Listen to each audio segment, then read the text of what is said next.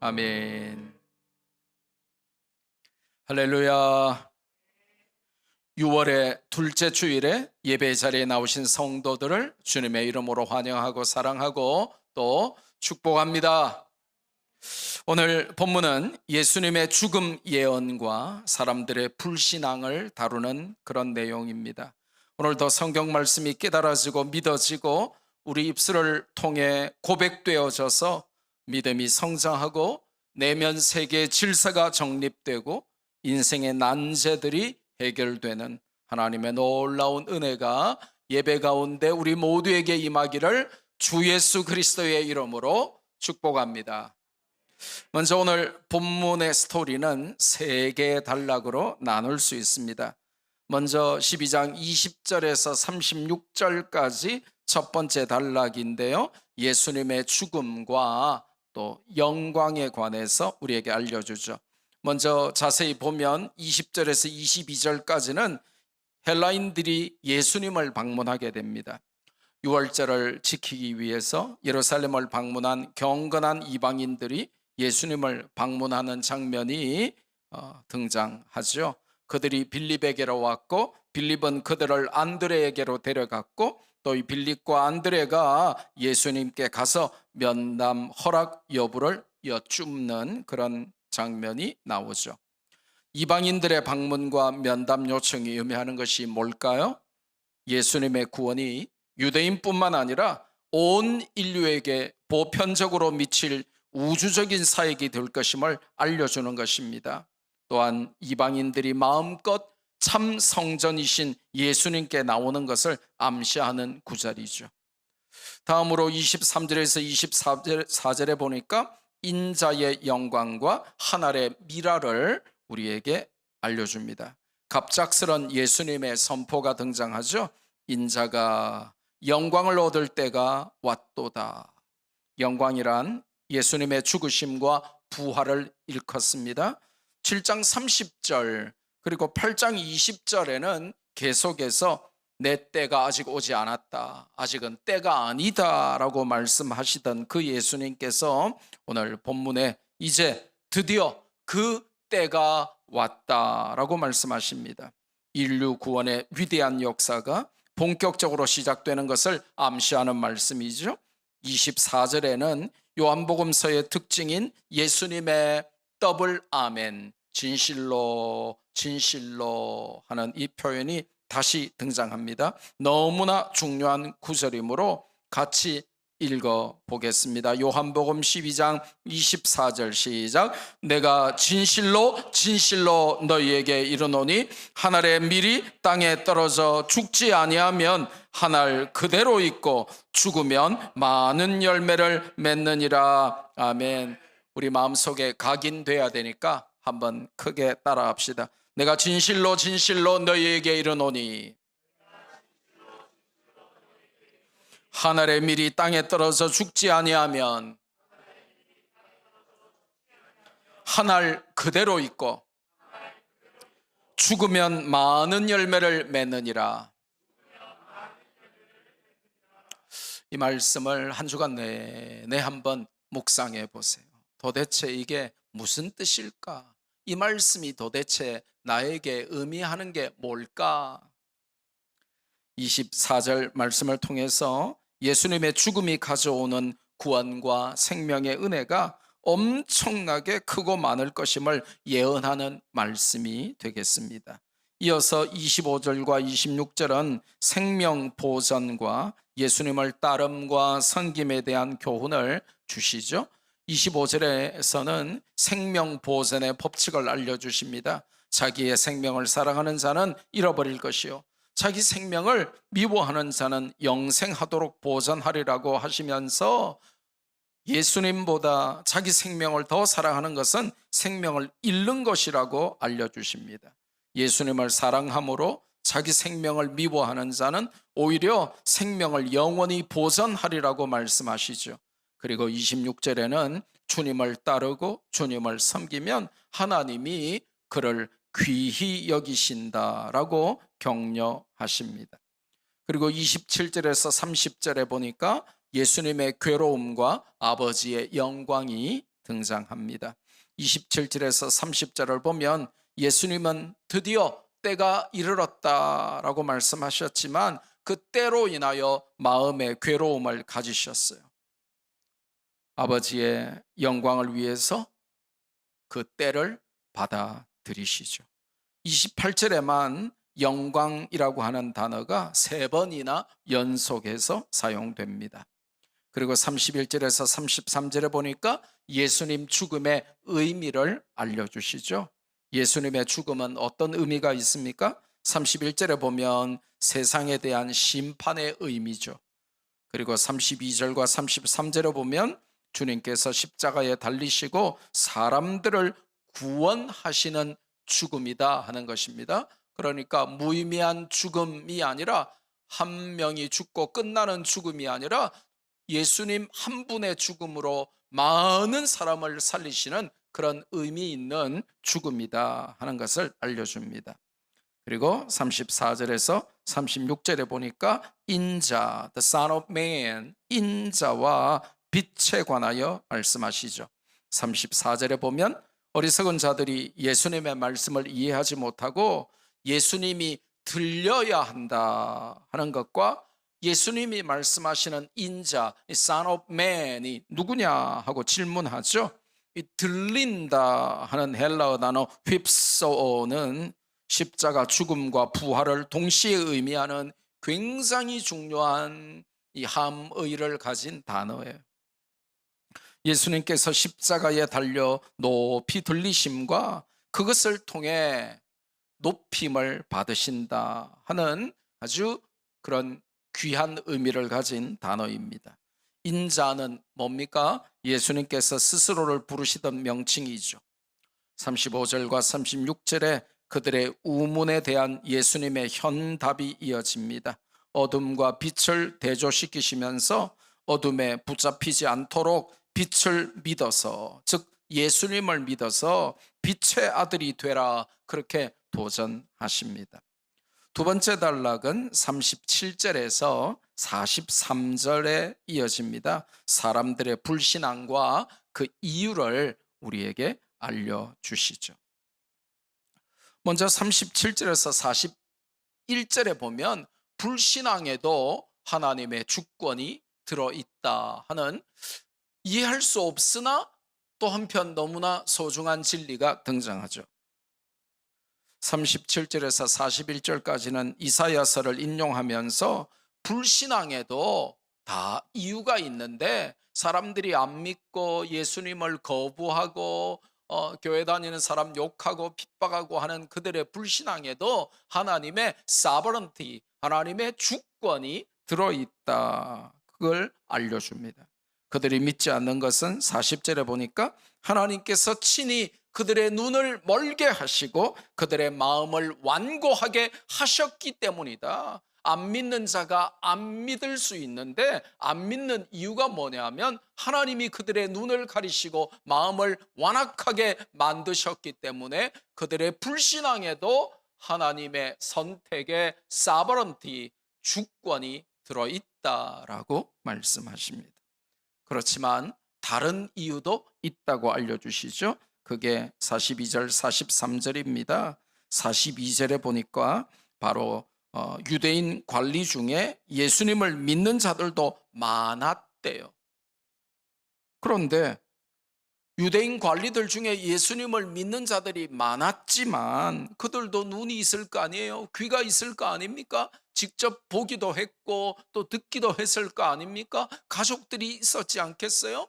절친한 친구들이 보고 와서 데려가지 않았겠습니까? 그러다 보니까 유대인 관리들 중에도 예수님을 믿는 자가 많았다라고 성경이 알려주지만 그들이 바리새인들의 눈치를 보면서 출교를 당할까 봐 두려워하는 자들이 있었는데 43절은 그 이유를 충격적으로 폭로하죠. 그들의 불신앙의 이유가 뭐였죠? 바로 사람의 영광을 하나님의 영광보다 더 사랑하였기 때문이라는 것입니다. 이건 이제 한글 번역이 조금 미숙해요. 여기서는 영광이라는 단어를 쓰면 안 돼요. 정확한 번역은 하나님의 칭찬. 그래서 영어 성경이 훨씬 바르게 번역해서 praise를 썼습니다. 정확한 번역은 하나님의 칭찬보다 사람의 칭찬을 더 사랑했기 때문입니다. 다른 말로 하면 주님을 믿는다고 하면서도 하나님의 인정과 하나님의 칭찬보다 사람의 인정과 칭찬을 더 바라고 즐기면 결국 가짜 믿음이다 라고 말씀하십니다. 그들이 주님을 믿지 못하고 불신앙의 사람으로 남았던 것은 그들이 표적을 보기도 하고 예수님을 믿고 싶은 마음이 생기기도 했는데 사람의 눈치를 보면서 사람의 칭찬, 사람의 인정을 하나님께서 주시는 인정과 칭찬보다 더 사랑했기 때문이다 라고 말씀하시죠. 세 번째 마지막 단락은 44절에서 50절로 이어집니다. 예수님을 통해서 하나님과 연결되는 것을, 중요한 진리를 우리에게 알려주죠. 예수님은 하나님과 하나임을 알려주시는 것입니다. 예수님을 통해 하나님으로 연결되는 것이죠. 첫째로 44절에 보니까 예수님을 믿는 자는 그를 보내신 하나님을 믿는 자입니다. 둘째로 45절에 보니 예수님을 보는 자는 그를 보내신 하나님을 보는 자입니다. 셋째로 49절 50절을 보니까 예수님의 말씀을 듣는 자는 그를 보내신 하나님의 말씀을 듣는 자예요. 그래서 감각적인 모든 게 등장하죠. 예수님을 믿고 보고 듣는 것은 하나님을 믿고 보고 듣는 것이다. 그렇게 정확하게 우리에게 알려주십니다. 그러면 오늘 이 스토리를 통해서 본문 말씀을 통해 4가지 정도 적용과 실천을 위해서 우리가 받아야 할 교훈이 있습니다. 먼저 예수님의 죽으심의 참된 의미를 아는가 하는 도전을 오늘 우리는 본문을 통해서 받아야 합니다. 교회를 그렇게 열심히 다니는데 예수님 믿는다고 하는데 도대체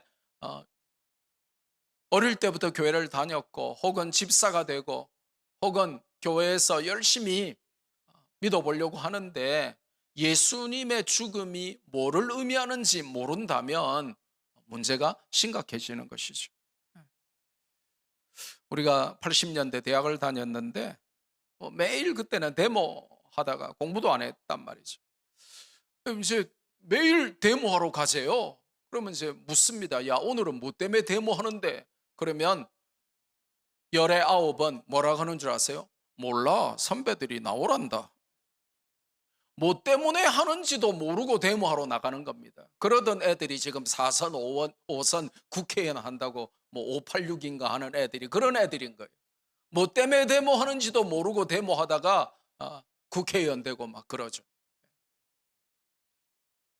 교회를 다니는데 예수님을 믿는데 예수님의 십자가와 보혈을 찬양하는데 그 예수님의 죽으심이 어떤 의미를 가지는지에 대한 묵상도 없고 깨달음도 없고 그 의미를 모른다면 학교에 가면서도 학교에 왜 가는지 모르는 애들이 있거든요.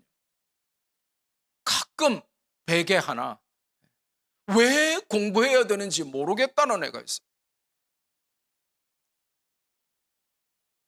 부모를 위하여 공부하는지 자신을 위하여 하는지 내가 왜 게임 안 하고 지금 공부하고 있어야 되는지 아무 생각이 없는 애들이 있거든요.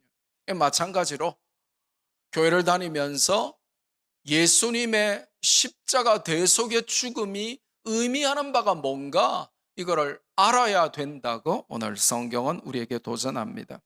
본문에 짧게 등장하지만 굉장히 중요한 의미가 담긴 내용이 있는데 이방인들인 헬라, 이 그리스 사람들, 헬라인들이 예수님을 방문한 것입니다. 이것이 예수님의 죽음과 무슨 상관이 있습니까? 예수님의 죽음을 통해서 이방인들도 구원을 얻고 하나님의 자녀가 된다는 충격적인 소식이죠. 이방인들은 선민의식이 있었어요. 하나님이 오직 이스라엘만 선택하셨다. 그러므로 오직 이스라엘만 구원받는다.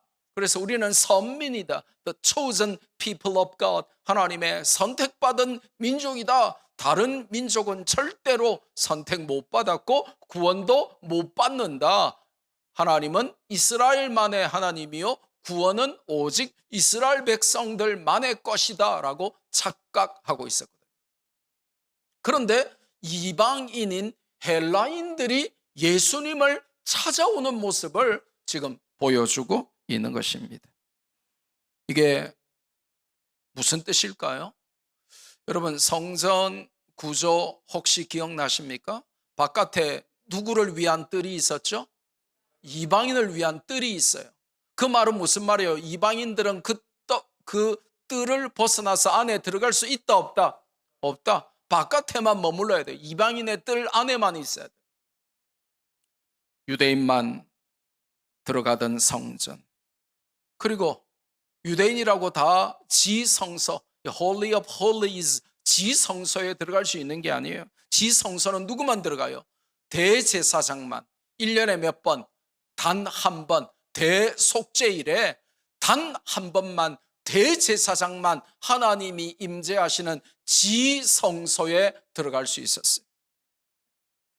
그런데 이제는 예수님을 통해서 누구나 하나님께로 나갈 수 있다 하는 충격적인 의미가 숨겨져 있는 것입니다. 예수님의 죽음이 유대인과 이방인 사이의 벽을 허물어 버릴 것을 암시하는 것이죠. 예수님 때문에 온 인류가 하나 되고 그리스도를 머리로 하는 공동체가 되는 것입니다.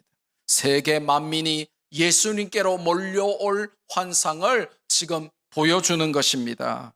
모든 민족이 그리스도의 복음 앞에 무릎을 꿇게 될 것을 미리 보여주는 모습입니다.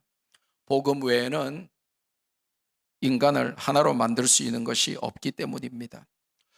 예수님의 십자가는 수직적 의미와 수평적 의미가 동시에 있어요. 수직적으로는 위아래로 하나님과 인간을 하나로 만들고, 수평적으로는 양옆으로 인간을 하나로 만듭니다. 이것이 복음입니다. 예수님의 죽음은 마귀의 모든 계획을 엉망진창으로 만들었습니다.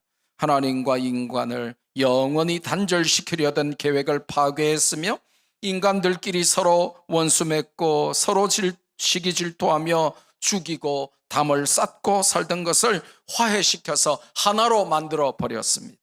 십자가로 마귀의 일을 멸하신 것이죠. 이 십자가 사건은 인류 역사상 최고의 사건입니다. 해마다 우리가 올해의 10대 사건 이런 거 연말에, 그죠? 송구영신할 때 이렇게 올해의 10대 사건 이런 거 보여주잖아요.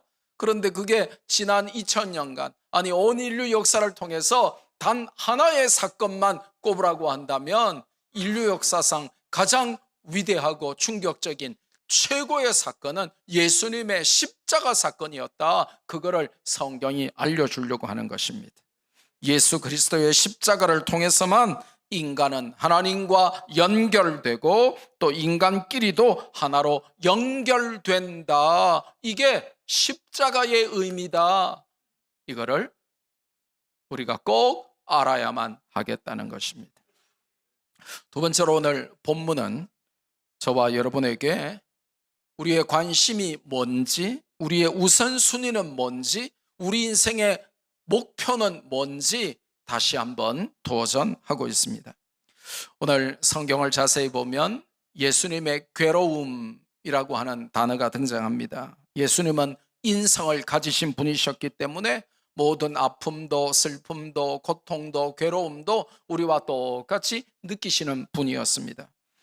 예수님이 인성을 가지신 분이셨기 때문에 십자가 고난의 잔을 마시는 것이 엄청난 고통과 괴로움이었음을 복음서 곳곳에서 증거해요. 그러나 예수님은 아버지의 뜻에 순종하면서 내 뜻이 아니라 아버지의 뜻이 이루어지기를 간절히 기도하시면서 하나님의 영광을 위해 십자가를 지시죠. 예수님의 모든 관심은 하나님의 영광이었습니다. 성경도 우리에게 하나님의 영광을 위해 살라고 명령합니다. 우리가 반드시 외워야 할 성경의 핵심 구절 중에 핵심 구절, 고린도전서 10장 31절 시작. 그런즉 너희가 먹든지 마시든지 무엇을 하든지 다 하나님의 영광을 위하여 하라. So whether you eat or drink or whatever you do, do it all for the glory of God. 먹든지 마시든지 무엇을 하든지 다 하나님의 영광을 위하여 하라는 것입니다. 우리의 모든 관심은 어디에 있는지 성경이 묻습니다. 예수님의 모든 관심은 하나님 영광에 있었는데 예수님을 따르는 작은 예수라고 하는 저와 여러분의 모든 관심은 어디에 있는지 성경이 도전하며 묻고 있습니다. 어제 국내 뉴스를 보니 엄청난 두 사건이 있었습니다. 하나는 대구에서 한 사람이 변호사 사무실에 불을 질러서 자신을 포함한 7명이 죽은 사건이고, 다른 하나는 서울 강남에서 20대 초반의 아내가 40대 남편을 칼로 찔러 살해한 사건입니다. 전혀 다른 사건 같지만 원인은 똑같습니다. 방화 살인을 저지른 사람은 6억 원이라고 하는 큰 돈을 투자했다가 돌려받지 못하게 되자 소송을 걸었는데 패소하고 말았고, 이에 자신을 패소하게 만든 상대방 변호사에게 앙심을 품고 그 사무실로 찾아가서 불을 질러버린 것입니다. 그런데 마침 그 변호사는 출장을 가고 없었고 다른 사람들이 전부 죽고 말았습니다. 화상 입은 부상자만 해도 50명이나 됩니다. 남편을 죽인 철부지 아내는 20대 초의 어린 청년이었습니다.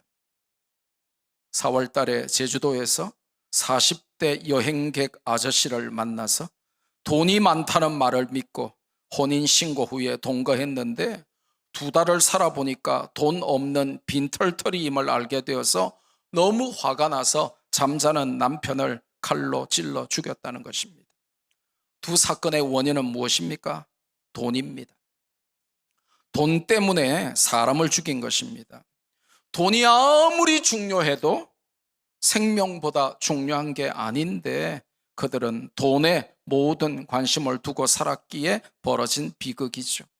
어떤 사람은 권력에, 명예에, 쾌락에, 또 어떤 사람은 인기에 모든 관심을 쏟습니다. 거기에는 반드시 비극이 따라요. 오늘 이 사람들은 이 관심이 돈에 있었기 때문에 그 돈이 불이 되고 그 돈이 칼이 되어서 자신을 태우고 찌르는 그런 무기가 되고 만 것이죠. 성경은 우리에게 성도의 관심은 하나님 영광이어야 한다고 가르쳐 줍니다. 예수님처럼 우리도 하나님 영광을 위하여 살아야 한다라고 알려주십니다. 그런데 이게 쉬워요? 쉽지 않아요? 이게 쉬워요? 쉽지 않아요? 쉽지 않습니다. 인간이기 때문에 너무 세상에 얽매여 삽니다. 유혹도 얼마나 많은지 모릅니다. 그래도 성경의 원리는 분명합니다. 먹든지 마시든지 무엇을 하든지 다 하나님의 영광을 위해서 해야 합니다. 공부도 사업도 직장생활도 예술 활동도 문화생활도 취미와 운동까지도 전부 하나님 영광이 우리의 최대 관심사며 목표가 되어야 하는 것입니다. 오늘 성경은 묻습니다. 너의 관심은 무엇이니? 너의 관심은 어디에 있니? 너의 최우선 순위는 어디에 두었니? 너의 인생의 최종 목표는 뭐니? 성경은 우리에게 묻습니다. 우리 학생들 왜 공부하냐고 물으면 좋은 성적 받기 위해서 공부한다 이런 소리 하지 마세요. 좋은 대학 가기 위해서 공부한다 이런 소리 하지 마세요. 네, 저는 하나님의 영광이라고 하는 이 higher value, 더 높은 가치를 위해서 공부합니다. 이렇게 말해야 정답인 겁니다. 이렇게 말해야 100점짜리 대답인 것입니다. A학점 받기 위해서 1등하기 위해서 좋은 대학 가기 위해서 공부하는 것은 예수님을 안 믿고 모르는 세상의 불신자 학생들도 그렇게 대답할 수 있어요. 그래서 우리가 공부하는 이유는 higher value, 더 높은 가치, 하나님 영광이라고 하는 절대 가치를 위해서 공부하는 거예요. 사업하시는 분도 마찬가지죠. 돈 많이 벌어서 여러분이 미국처럼 막 요트 사가지고 막 돌아다니고 막 집 앞에 큰 요트 전시해 놓고, 미국은 부자 동네 가면 집 앞에 전부 요트 놔뒀거든요. 그럼 막 뭐 대단하죠. 나 홀로 집에 보셨습니까? 겨울에는 막 온 집안에 성탄 장식하고 그 앞에 이제 요트에도 막 성탄 장식해가지고 사람들 앞에 과시하고, 나 10억짜리 요트 가지고 있는 사람이야 그러면서 자랑하고, 그러기 위해서, 아니면 날마다 골프장에 가서 살기 위해서 여러분이 사업하는 게 아니고, 넓은 땅, 넓은 아파트 살기 위해서 여러분이 사업하시는 게 아니고, 인류 보편적으로 좋은 일하고 직원들에게 월급 많이 주고 그러기 위해서 사업하시는 게 아니라 하나님의 영광을 위하여, 보다 높은 최고의 가치를 위하여 사업하시는 거예요. 직장 다니는 분들, 저도 이렇게 매달 월급 줘보니까 월급날이 다가오면 막 머리털도 빠지고 막 밤에 잠도 안 오고 스트레스 너무 받아요. 근데 월급날은 얼마나 빨리 다가오는지, 받는 사람들은 너무 안 오는 게 월급날이고, 그죠? 주는 사람은 돌아서면 월급날인데. 그런데 참 이렇게 보면 아쉬울 때가 많거든요. 좀 내일같이 성실하게 하고 참 제대로 이렇게 하고 이러면 월급 주면서도 참 기쁘고, 또 그렇지 않은 게 이렇게 보이면 말은 못하니까 마음만 아프고 답답하고 막 그렇단 말이죠. 여러분 어디 가서 직장 생활을 하면 여러분이 예수님을 대표해서, 하나님 나라를 대표해서 크리스천으로 여러분이 직장 생활을 한단 말이에요. 그러면 하나님의 영광을 위하여 직장 생활을 하라고 성경이 가르쳐요. 월급쟁이로 월급 받기 위해서 직장 생활을 하는 게 아니라, 나는 하나님의 영광을 위하여 사업도 하고 공부도 하고 직장 생활도 하는 것입니다. 근데 이게 쉽지 않다는 것이죠. 교회 와서는 하나님 영광을 위하여 손들고 찬양하는데, 직장 가서는 나태하고 게으르고 안일하고 눈치만 보다가 그냥 월급만 다 먹는, 그렇게 살아서는 안 된다는 것입니다. 하나님 영광, 이게 얼마나 중요한 가치인지 성경은 우리에게 알려줍니다. 여러분의 관심은 어디에 있습니까? 나의 최우선 순위는 어디에 두었습니까? 내 인생의 최종 목표는 무엇입니까? 이 모든 질문에 단호하게 그리고 즉시 하나님 영광이라고 확신하며 고백할 수 있게 되기를 주 예수 그리스도의 이름으로 축복합니다. 세 번째로, 오늘 본문을 관통하는 핵심 교훈은 믿음이라고 하는 것이 얼마나 엄청난 것인가 하는 것을 알아라는 것입니다. 이 믿음이라고 하는 것은 자동으로 주어지는 게 아니에요. 이 믿음이라고 하는 것은 이게 참 오묘한 것입니다. 신묘막측한 것입니다. 저분은 좀 믿은 지가 저렇게 꽤 오래되고 모태신앙이고 혹은 직분을 받은 지가 저렇게 오래되고 이제 저 정도 믿었으면 정말 믿음이 불타오를 거야 싶은데 전혀 아닌 사람도 있고, 갓 믿었는데 너무나 간절하게 진실되게 성경대로 믿어보려고 애쓰는 사람이 있어서 목사가 깜짝 놀라는 믿음의 분량을 가진 사람들이 있어요. 그래서 이 믿음이라고 하는 것은, 이거는 신앙의 연수하고도 비례하면 좋겠는데 정비례한다고 말할 수 없고, 이 믿음이라고 하는 것은 정말 형용하기가, 표현하기가 참 신비한 하나님의 영역이에요. 그거를 오늘 성경이 알려줍니다. 믿음은 그래서 하나님의 선물, present of God, 하나님의 선물이다. 그리고 tremendous한 blessing, 하나님의 엄청난 놀라운 축복이다. 그렇게 우리에게 알려줍니다. 여러분, 요한복음 기록의 목적이 뭐였죠? 요한복음은 예수님을 믿고 영생 얻도록 하기 위하여 기록되었다라고 정확히 알려주죠. 이 믿는다라고 한 헬라어 단어 피스티오는 요한복음 안에만 자그마치 98번이나 사용되는 요한복음 전체의 핵심 단어가 믿는다, 피스티오예요. 요한복음에 몇 번 사용됐다고요?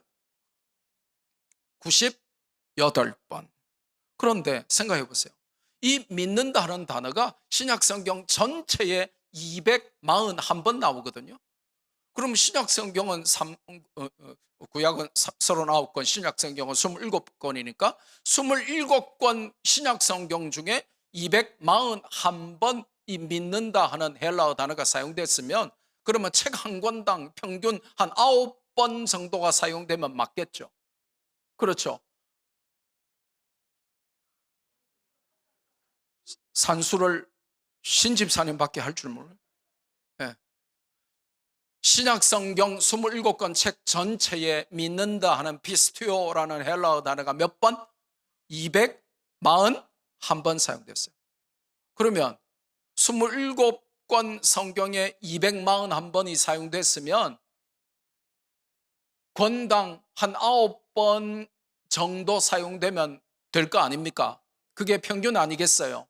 그런데 요한복음에 9번이 아니라 몇 번? 98번. 그러면 평균보다 거의 11배나 많이 사용됐다는 거잖아요. 그 말은 무슨 말이에요? 요한복음을 관통하는 핵심 단어가 뭐라는 거예요? 믿음. 믿는다. 믿음. 믿어라. 믿는다. 이게 중요하다 이거예요. 그럼 성경이 왜 웅변하면서 믿어라 이거를 요한복음을 통해서 98번, 신약 성경 전체를 통하여 241번이나 말씀하시죠? 엄마가 2번만 말해도 잔소리한다고 삐치는 아이들에게? 그렇죠. 뭐 하니까? 중요하니까. 반대로 말하면 사람들의 본성이 악해서 믿는 게 아니라 안 믿으려고 길을 쓰니까, 안 믿으려고, 안 믿어보려고, 도망가 보려고, 안 믿어보려고 애를 쓰니까 성경은 계속해서 믿어라 하면서 요한복음 안에만 98번 믿어라를 강조하고 있는 거예요. 이거를 캐치를 할 수 있냐 하는 것입니다. 즉 믿음이 요한복음의 핵심이에요. 오늘 본문에도 37절에서 46절까지 제가 시간만 있으면 세보라 할 것인데 제가 미리 알려드릴게요. 8번이나 믿는다는 단어가 사용됩니다. 왜 자주 반복해서 강조하신다고요? 중요하기 때문에. 안 믿는 자들이 너무 많기 때문에. 믿는 척하고 있지만 여기 이렇게 앉아가지고 아멘도 하고 막 쳐다보는 척하고 막 쓰는 척하고 이래도 안 믿는 자가 너무 많다는 거예요. 그래서 성경이 오늘 본문에서만 8번이나 믿는다 하는 단어를 강조하고 있다는 것입니다. 예수님은 사람들의 불신앙을 지적하시면서 제자들에게 믿는 것이 얼마나 큰 축복이며 은혜인지를 알려주시는 것입니다. 이전에 우리 교회가 혁신상가 앞에 있을 때 혁신상가 앞에서 전도하는데 유치원생쯤 보이는 여자아이가 엄마 손을 잡고 가다가 우리가 예수님 믿고 구원받으세요 하니까 이 아이가 미소를 지으며 우리를 쳐다보더라고요. 그러면서 자기 엄마한테 하는 말이 엄마 나도 예수님 믿고 구원받고 싶어. 그러자 엄마는 험악한 인상을 지으며 시끄럽다 가자. 그래서 아이는 포기하지 않고 다시 소리를 지르며 엄마 나도 교회 다니고 싶어. 저기 말씀교회. 그런데 엄마는 화가 난 소리로 확 마 조용히 해라 가자. 한 2년 정도 지난 일인데 제가 설교 시간에 한 2번 했잖아요, 이 내용을. 근데 아직도 계속 기억이 나는 이유는 그 모습을 보면서 저에게 2가지 마음이 있었기 때문이죠. 에베소서 2장 8절에 보면 믿음은 하나님의 선물이라 그렇게 말씀하세요. 그 아이는 언젠가는 구원을 받고 교회에 나올 것입니다. 그 마음이 저에게 딱 들었어요. 지금은 이 사악한 엄마 때문에 핍박하는 엄마 때문에 지금은 못 나와도 이 아이는 중학교를 가든지 고등학교를 가든지 대학교를 가든지 아니면 결혼을 했었든지 아니면 아이를 한 2명 3명 낳고라도 하나님이 반드시 부르실 것이다, 이런 기쁨이 저 안에 있었어요. 하나님이 선물로 믿음을 주신 것이죠. 그래서 그 아이의 반응을 보면서 매우 기뻤더랬습니다. 반대로 불신앙으로 믿겠다는 아이를 혼내면서 막으면서 그렇게 끌고 가는 엄마의 모습을 보니까 마음이 참 슬프고 아팠습니다.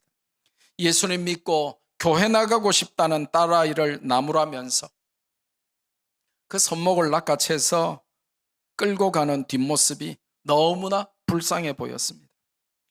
여러분, 믿음은요, 아무나 가질 수 없는 하나님의 선물이에요. 그것은 엄청난 축복입니다. 누가 강제로 그 머리에 그 가슴에 넣어줄 수 없는 거예요. 그런데 내 머리에 내 가슴에 이 믿음이 있다 하는 이게 얼마나 놀라운 일인지 몰라요. 여러분, 자녀들 보면 가끔 얘가 믿음이 있는가 이렇게 보일 때 있죠. 부모한테 막 대들기도 하고 말이죠. 말 안 듣고 막 하루 가출하고 막. 그러면 얘가 도대체 믿음이 있나 싶을 때가 있을 거 아니에요. 그런데 내가 넣어줄 수 없지만 하나님이 선물로 주시면 되는 거예요. 기도하셔야 돼요.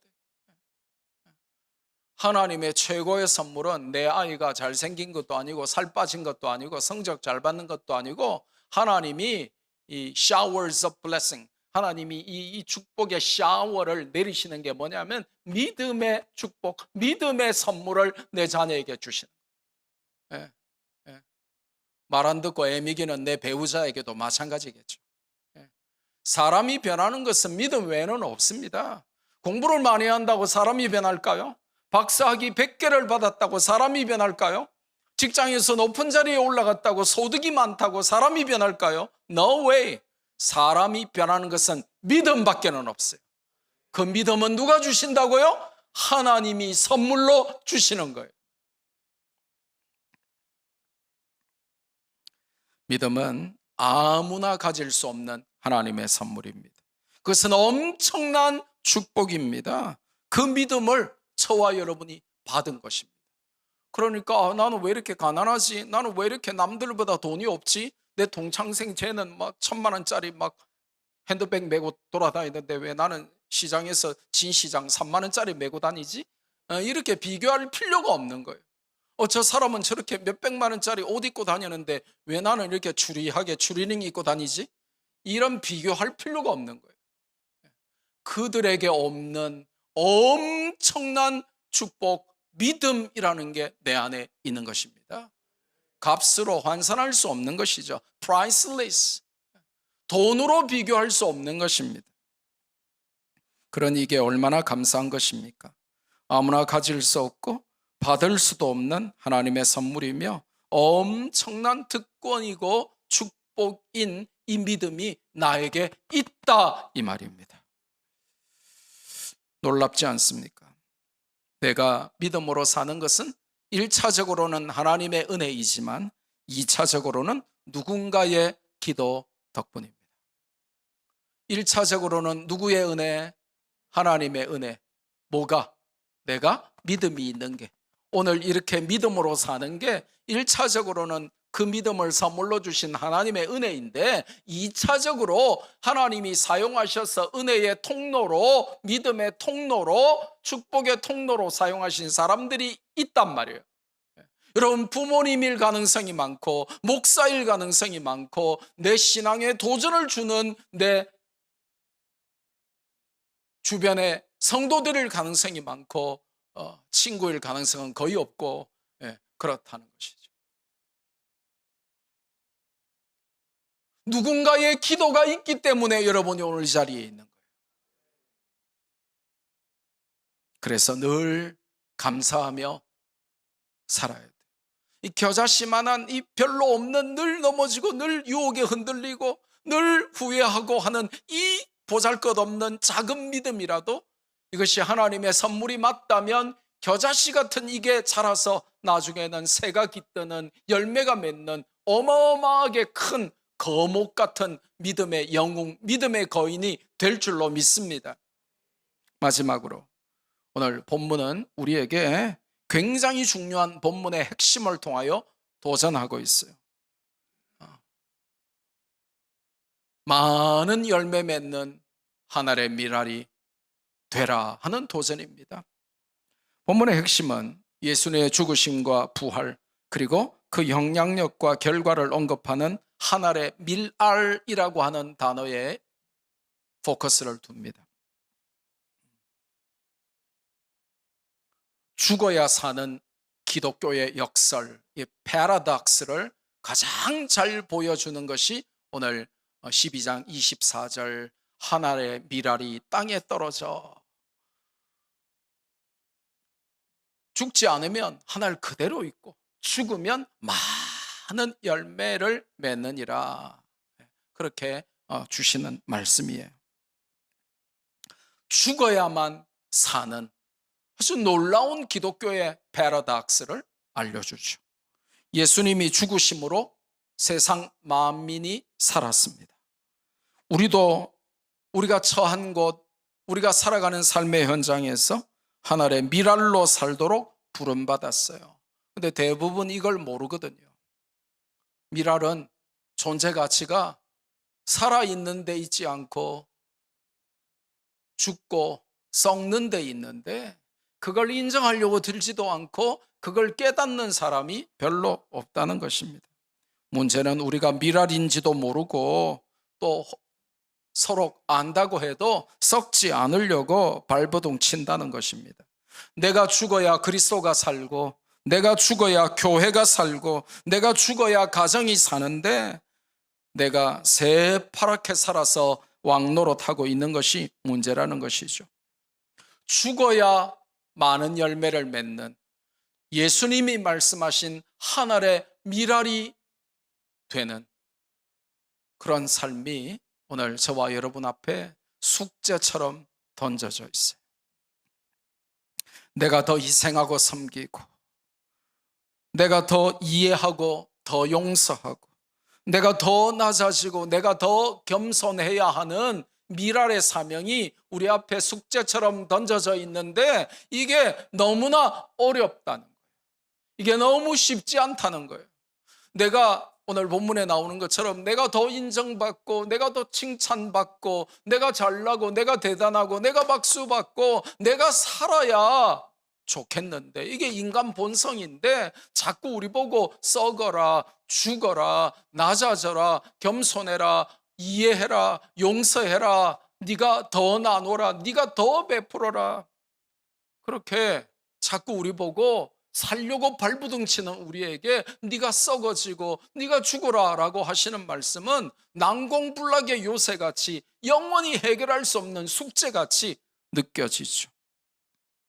이게 절대 쉽지 않은 숙제입니다. 진리를 행하는 게 그렇게 쉬우면 누가 진리 안에서 순종하지 못하겠어요? 진리에 순종하는 것은 참 어렵습니다. 하지만 포기하지 마십시오.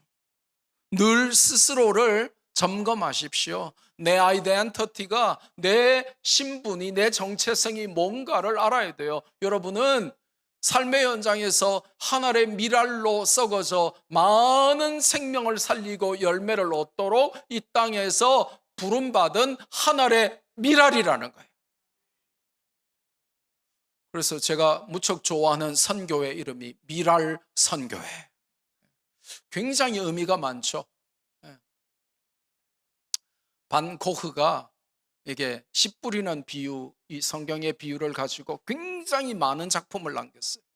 그러니까 어떤 사람은 반고의에 씨 뿌리는 작품 A를 알고, 어떤 사람은 B를 알고, 어떤 사람은 C를 알고, 어떤 사람은 D를 알아요.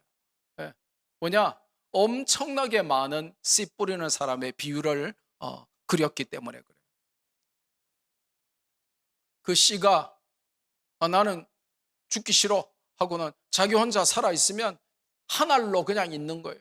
그런데 그 씨가 썩어지고 그 씨가 죽어야 많은 씨앗을 내고 열매를 낸다라고 가르쳐 주시고, 우리가 바로 예수님을 통해서 이 땅에 뿌려진 씨앗과 같고 하늘의 밀과 같다라고 말씀하십니다. 내가 새파랗게 살아있으면 어떤 열매도 맺을 수 없는 것입니다. 스스로 점검해야 합니다. 나는 썩지 않으려고 버티는 미랄인가, 아니면 잘 썩어서 많은 열매를 맺는 미랄인가. 나는 내 가정과 교회와 삶의 현장에서 어떤 미랄인가를 잘 점검해요. 그러면 서로 미워하고 시기하고 질투하고 싸우던 것이 사라집니다. 그러면 가정에 혹은 직장에 혹은 교회의 문제들이 사라집니다. 내가 썩어지고 내가 죽고 내가 낮아지면 해결됩니다. 그런데 우리가 새파랗게 살아있기 때문에 문제들이 발생하는 것이죠. 말씀했습니다. 오늘 우리는 요한복음 12장 20절로 마지막 50절을 통해서 주시는 교훈을 받았습니다. 예수님의 죽으심이 주는 참된 의미들을 잘 깨달아야 합니다. 그리고 하나님 영광이라고 하는 이 고차원적인 대전제가 우리의 삶의 최고 관심이 되고 최우선순위가 되고 우리의 삶의 목표가 되어야 합니다. 그리고 하나님이 주신 이 믿음의 은혜와 선물에 감사해야 합니다. 그리고 내가 썩음으로 많은 열매를 맺는 예수님 닮은 하나의 미랄로 우리의 사명을 감당하며 사는 저와 여러분 되시기를 주 예수 그리스도의 이름으로 축복합니다. 받은 말씀 붙들고 우리 한번 기도합시다.